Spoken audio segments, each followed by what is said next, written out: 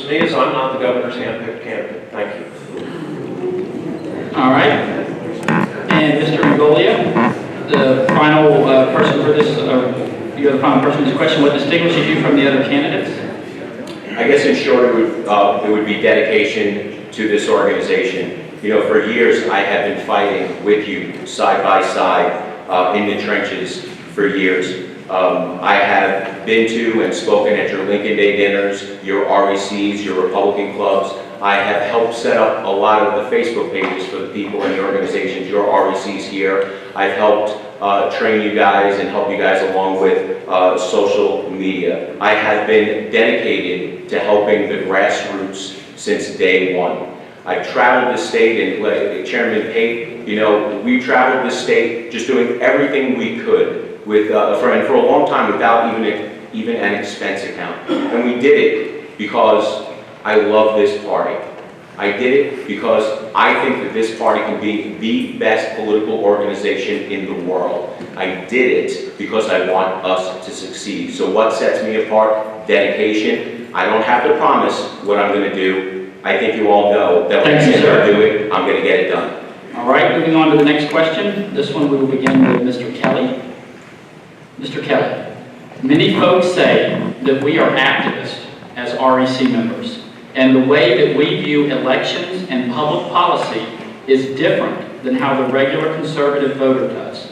Do you accept this premise, and what do we do? Well, I think. All right, so I didn't. All right, go ahead and start him right now in 60 seconds. Pull the curtain, Kelly. All right. Well, we're certainly more informed.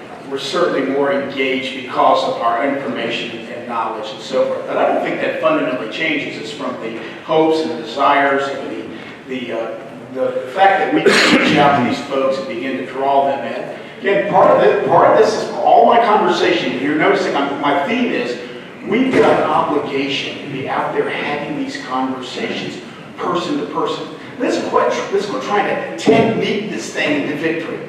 Let's do the old hard work of going out and having these conversations. You remember the coffees and the teas, and you'd bring people into your homes? This is how Reagan did it, and I think that's important. So to answer this question directly, I believe that while we're informed, we've got a whole bunch of folks out there, if we were having this communication, they would garner and get just as excited as we are about the values that we believe in and the greatness of America. Thank you, sir. Mr. Miller, do you need to reread the question? No, I think I understand. Thank you. Activists, you know, really, what's your definition of activists? Let me tell you though about some activists. Americans for Prosperity, Liberty Caucus, Heritage Foundation, some of the other organizations that are out there nationally. They contributed to this last election at the grassroots level. They were the activists that really saved us. And let me tell you, when I saw one of our RPOF pieces coming out congratulating us on making 4 million phone calls, we didn't make 4 million phone calls, we made 4 million robocalls. We stroked a check for 4 million robocalls. The real activists out there are activists, and they want to be part of what we're doing. I think we've been told to sit down and shut up and quit being activists, and we need to get some of that activist mentality back in the party, quite honestly. Thank you. Thank you, sir. I can't. All right. Many folks say that we are activists as REC members, and the way that we view elections and public policy is different than how the regular conservative voter does. Do you accept this premise, and what do we do? I think what I accept is that if you really love and you're passionate about things and you want to do things and make things better for people, does that really make you an activist? Or does that make you involved in the process? I think a lot more people should be more involved with what's going on. So, and if we did, quite frankly, have a lot more people involved in the process, a lot more people getting involved in politics, I don't think we would have gotten to this point in this nation where we have $18 trillion worth of debt. So I think we need more people to stand up, take a stand, and do it because they care about the future of this country. So if you want to call me an activist because I'm going to get involved and try to make a difference, well, call me an activist every day of the week and twice on Sunday. All right, thank you. Ms. Stewart, do you need me to reread it? Oh, Mike. Okay? Many folks say that we are activists as REC members, and the way that we view elections and public policy is different than how the regular conservative voter does. Do you accept this premise, and what do we do? Interesting question to say. It seems to be that we're splitting into two separate issues here, but call me an activist. I happen to agree with Blaze. We're all activists in here. We want to see a better country because we have a good message.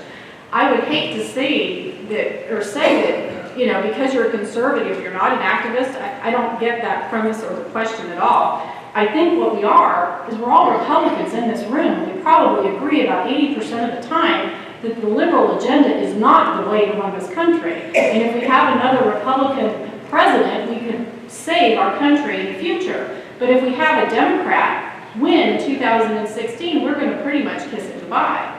Now, on another note, yes, we did make 4 million phone calls, not by a robocall. All right, thank you, ma'am. Hold applause, please.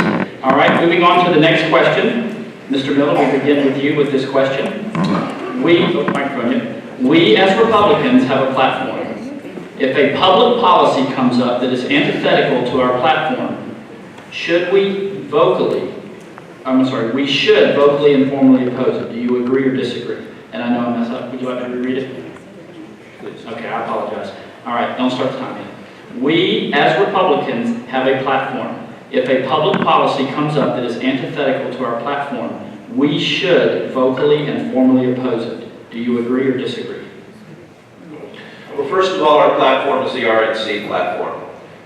Second, the only county of 67 that I'm aware of, my knowledge, in the RPOF that actually has a ratified platform is Martin County. We've done it 2 years in a row. We've actually written it into rule. So when it comes into conflict with the platform, that would be the national party. You know, I'm not going to advocate one way or the other for a platform for the RPOF, but whose platform are we advocating against? I mean, there's so many diversities in Florida. How about elder care, drilling off the coast, the Everglades? These are things that aren't addressed in a national platform, and some of the things at a national level are so much different than what we experience here in any other state. So, you know, how about Common Core? Let's talk about the elephant in the room. We talk about Common Core, and I think we've done that as professionals, and we've come to consensus. So, you know, I'd say, yeah, if the need arises, we're all adults. We know what we're doing. We're leaders. Sure, we should be able to do that. Thank you. Mr. Ngolio, you need me to reread the question? Yes, please. Oh, okay. And Mike? no. Eric? We as Republicans have a platform. If a public policy comes up that is antithetical to our platform, we should vocally and formally oppose it. Do you agree or disagree? Well, I think I tend to agree with Eric Miller on that. It's what platform are we matching it up to? Because the RNC is the only one that has a platform. But, you know, there are a lot of issues that come up where, you know, legislators passing legislation, whether it be at the federal level or the state level, that we may not necessarily agree with 100% of the time. But what we have to remember is that we are all on the same team. And I think what we need to do in the future is the grassroots need to be heard in terms of having a pathway so we can have open communication with our legislators, whether it be at the federal or state level, so we can discuss these ideas before they become law. You know, we get into this habit of waiting until something is passed and then come out against it. Let's be a little bit more proactive. Let's get everybody at the table, everyone in the same boat, rowing in the same direction for the same cause. Unite. Thank you, That's sir. And Ms. Stewart. Mike. Ms. Stewart, we as Republicans have a platform. If a public policy comes up that is antithetical to our platform, we should vocally and formally oppose it. Agree or disagree? I again would have to agree. What platform are we talking? Are we talking the RNC platform? If we're going to vocally disagree, think about what the opposition is going to do to you.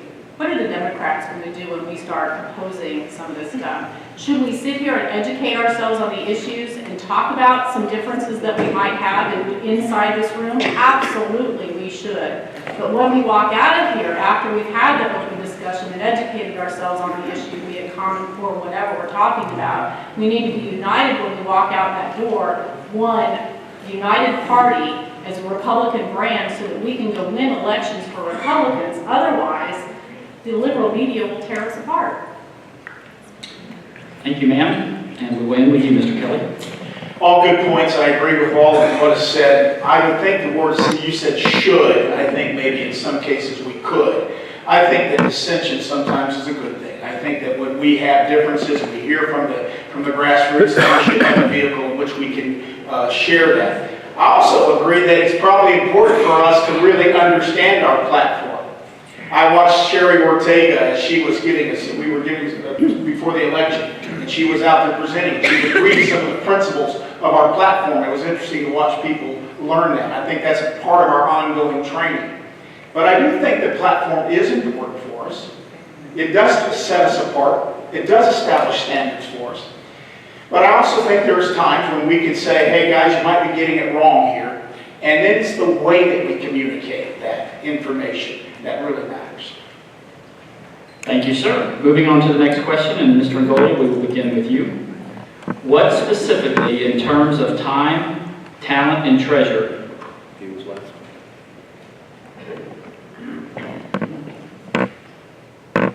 you started with that question. Thank you. Yep. I'll be okay in the morning. Okay. I think I will too. All right. Mr. Ngoli, we're starting this question with you. What specifically, in terms of time, talent, and treasure, have you done to support your local RDC? Local RDC. Or state? Okay. In terms of time, talent, and treasure, and if we relate it to the state, you guys know what I have done over the past 5 years in terms of traveling the state and trying to work individually with you and make your organizations better. I think we were some of the first ones to get out there when we saw social media after the 2010 elections to go out and try to proactively show you guys how to use Facebook and Twitter and now Instagram as a political tool.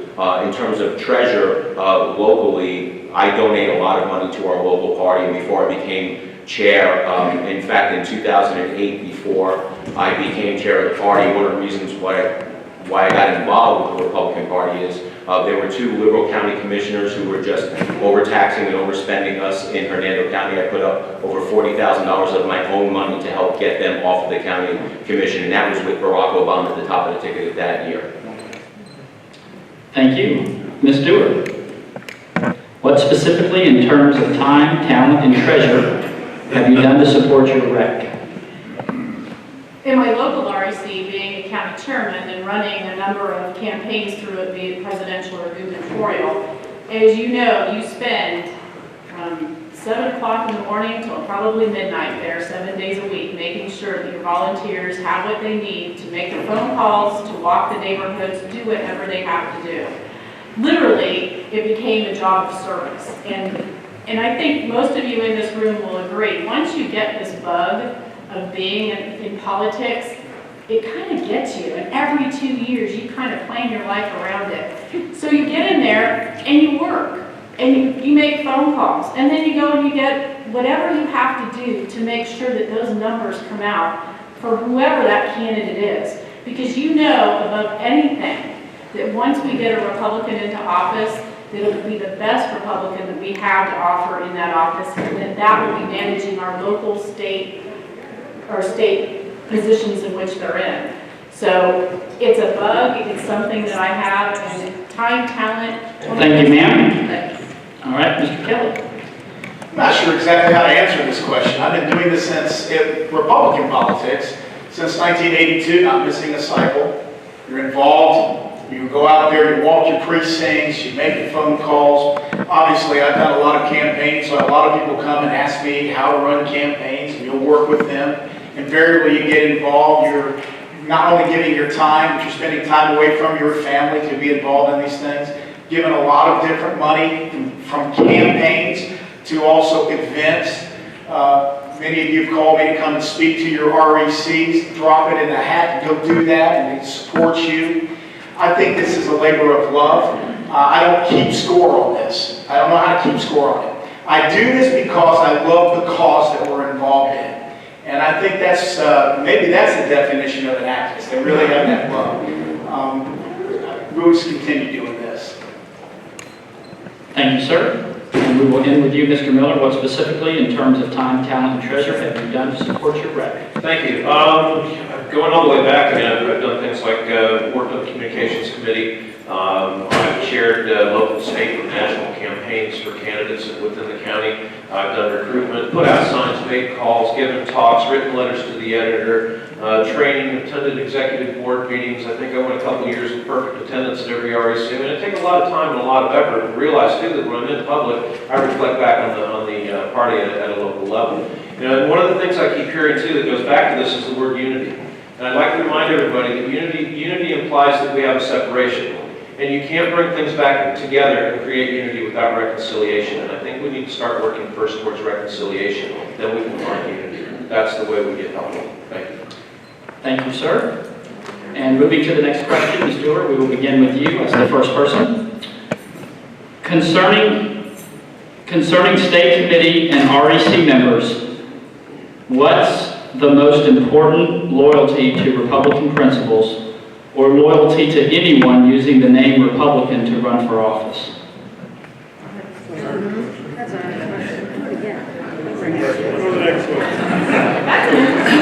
If all four of you agree, I think I might just move to the next one. I'm not sure. Huh? Yeah. Any objection? Okay, I'm going to move on to the next one. All right, Ms. Stewart. It made a little bit more sense when I read it quietly. I apologize. All right. Will you utilize the vice chair, or how will you utilize the vice chair, as some feel that the current vice chairman is not utilized as much as he or she could be? Well, during this last election cycle, it became very apparent when we go to quarterly meetings that the vice chairman would be wonderful at actually setting up the quarterly meetings. So utilizing that vice chairman while the chairman is running the party is essential.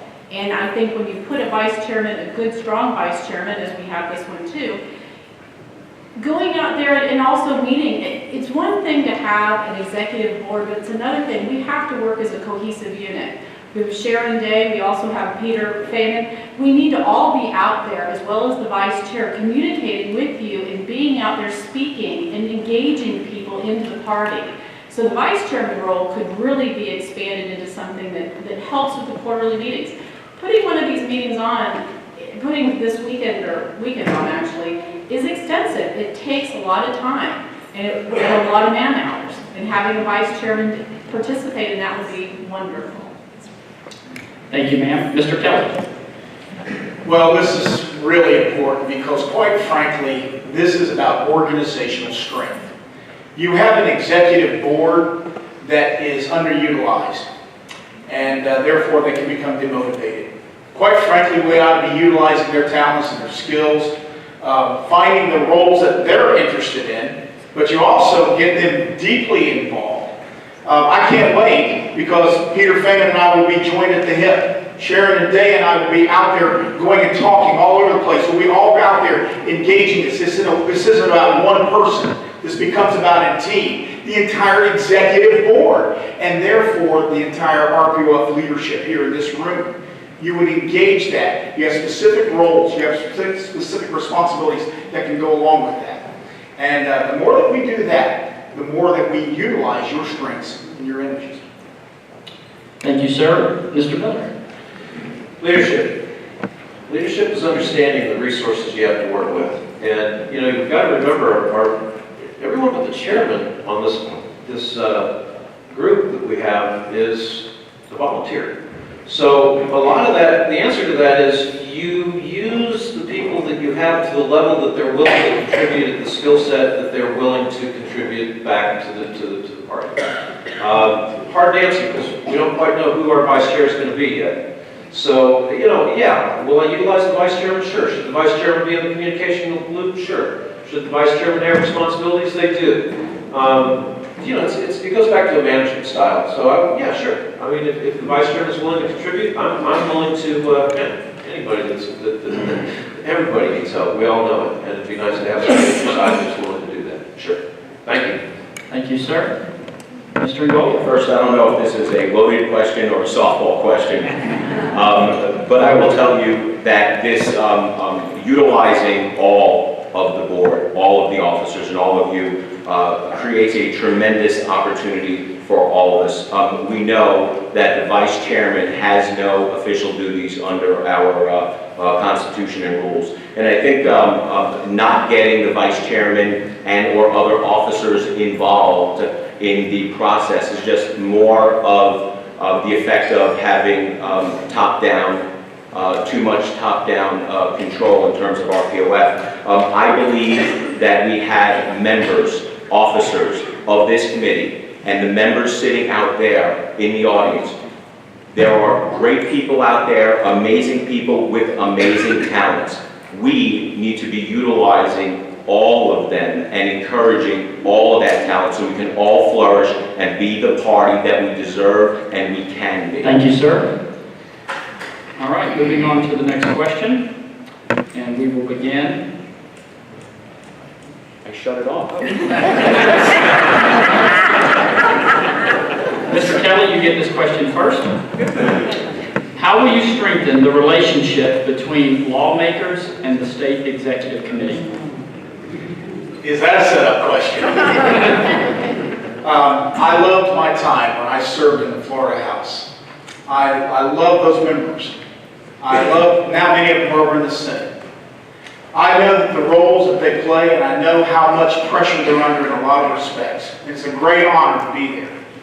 But I also love my role now as a state committee man and being able to work at our local level. Folks, I think that communications relationship there is critical.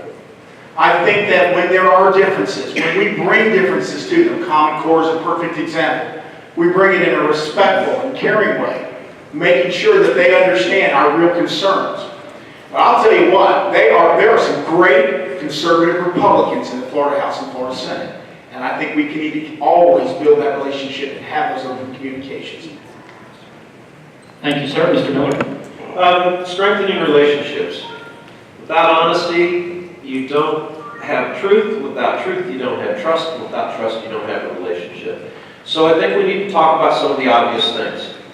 We need to have a bit of a power separation between our elected and between the party. And I'll tell you what, the more the grassroots grows, the easier it is for the elected to get done what they want to get done. They have a stronger party. We need to have that conversation. And we need to talk about no more dollars being spent in contested Republican primaries. No more RPOF name on material going out because the dollars were donated.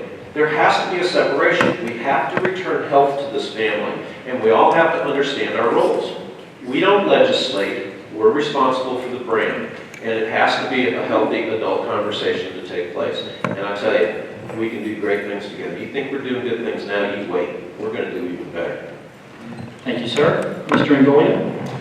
I think the answer to that is being, and as I alluded to before, in terms of communication and being proactive and get all the stakeholders together. I think one of the things that we can do as a party is go back to having a legislative affairs committee where the grassroots can meet with the legislators or legislator staff during these quarterly meetings and talk about upcoming or proposed legislation, or maybe perhaps some legislation that has been passed that we would like to have tweaked and or amended because we see some issues that are happening with legislation in our communities. But at the end of the day, again, I will maintain that they are not our enemies. We are not their enemies. We are all on the same team. Let's not highlight the stuff that we don't agree with, and let's cherish the things that we do agree with. We are one team.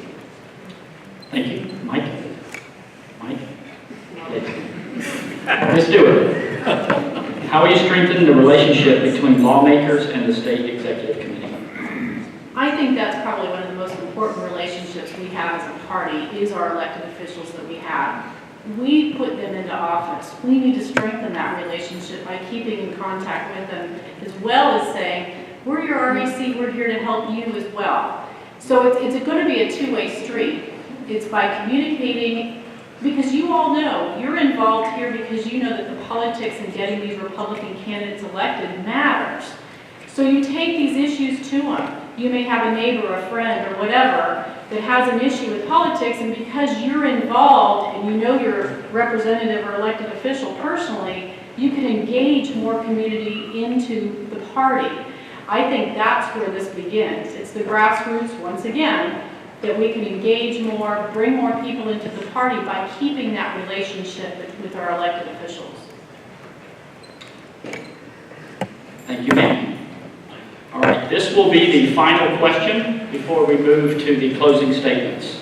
We will begin with you, Mr. Miller. You will answer this question first. It's kind of a combination of two that were very similar here. Discuss your opinions regarding the role of the party in influencing the primary election results through selective funding. We don't have any. Thank you. He says we don't. We don't have a responsibility in influencing the primary outcome. We have, unless we, of course, we do an endorsement. You know, if we endorse, it takes a supermajority to do that. It has a high threshold for a reason. The party has a voice. We're the brand. We're the one that people look to. Why should we be meddling in contested primaries and at the same time encouraging people to run for office? Come on, it's contradictory. So the answer, we don't have, we shouldn't, there's no way, we shouldn't be meddling in primaries at all. Mr. Goya. If you can read that, I just want to make sure I'm correct. Yeah. Do you have any opinions or discuss your opinions regarding the role of the party in influencing the primary election results through selective funding? Well, I guess I have an issue with the definition of selective funding, but I'm assuming that's getting involved in A primaries. particular Okay, case. I so will take that to where I'm at on getting involved in primaries is I believe, as Republicans do, in the free market. And the hallmark of the free market is competition. I am a firm believer that competition makes everything better. And when we start getting involved in primaries, especially open primaries, what we do is we are distorting that competition. We are distorting that free market spirit. When we start getting involved, heavily handed, involved in a lot of these primaries with what you would call, I would think, selective funding, or as the question is we wind up alienating the opposition candidates' supporters, and that is a surefire way to make the party smaller, not grow the party. Thank you, sir. Ms. Stewart.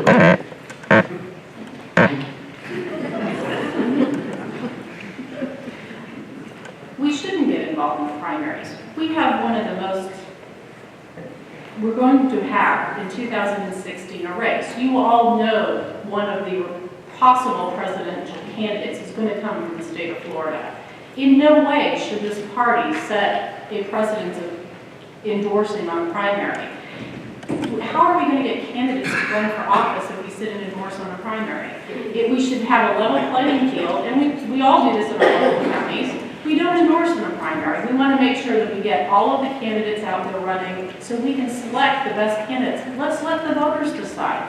That's the way our system is put up, and that's the way we need to continue it. Thank you, ma'am. And Mr. Kelly? This is the problem of going last with a question like that. Of course we shouldn't be involved in the primaries.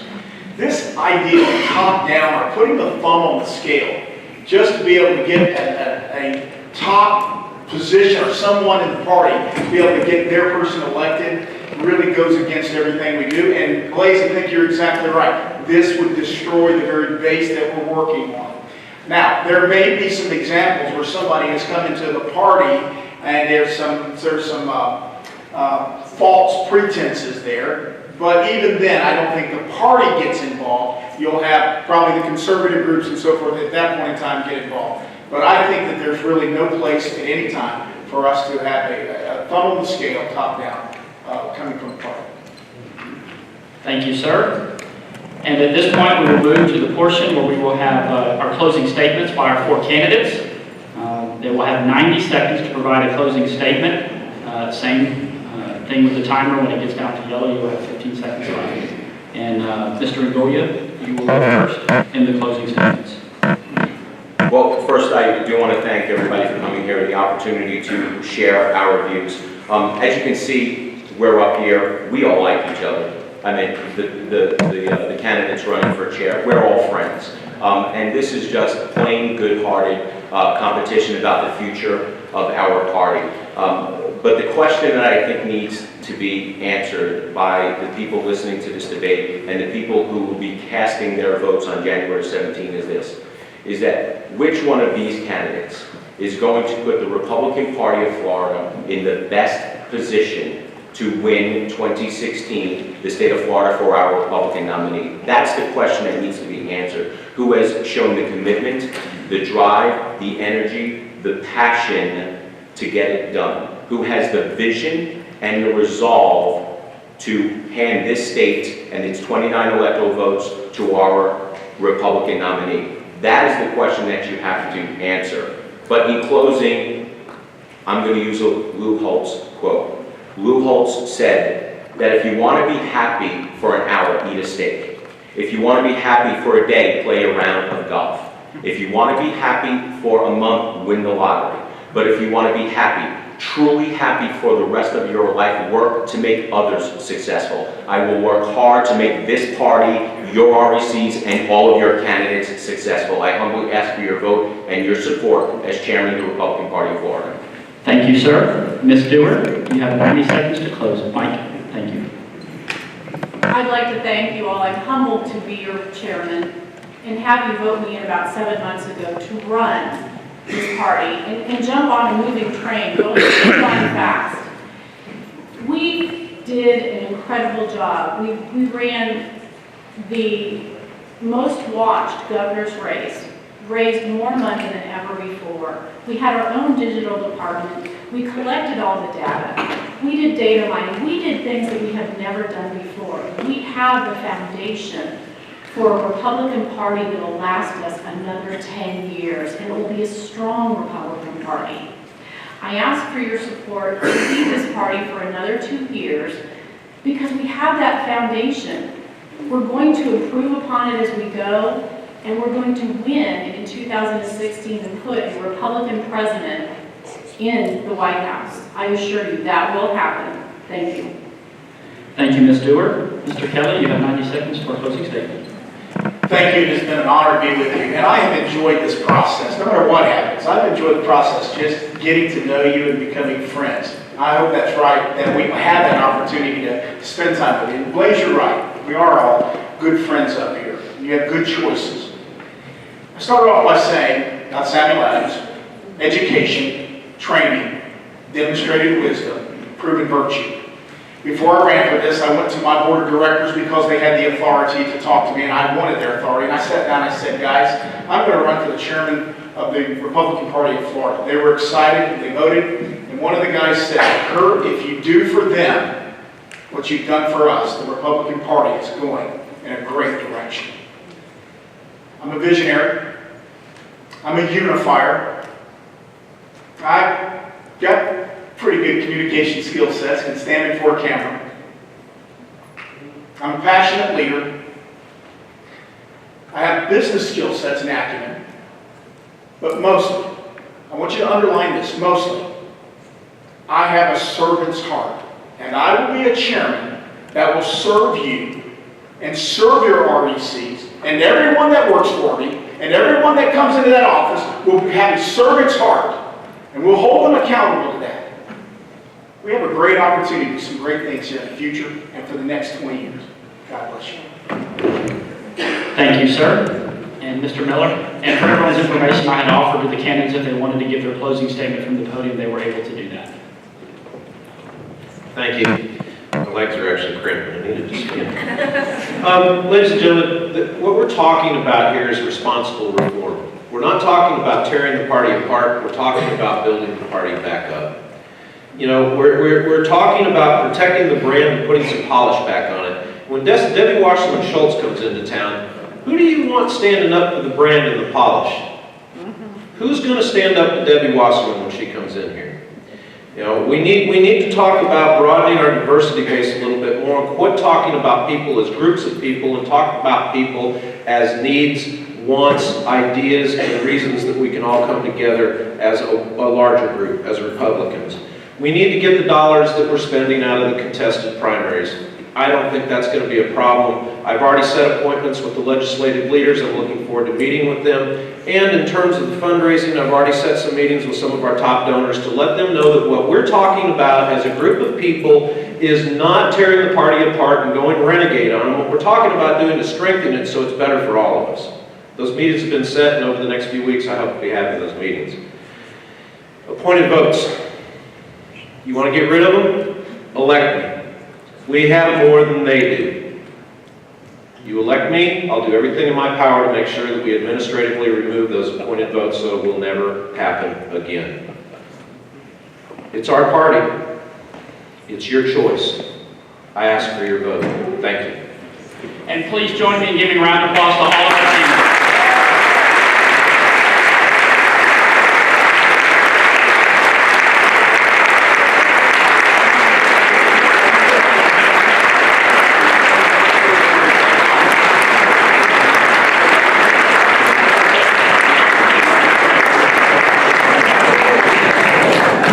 Let's go enjoy that.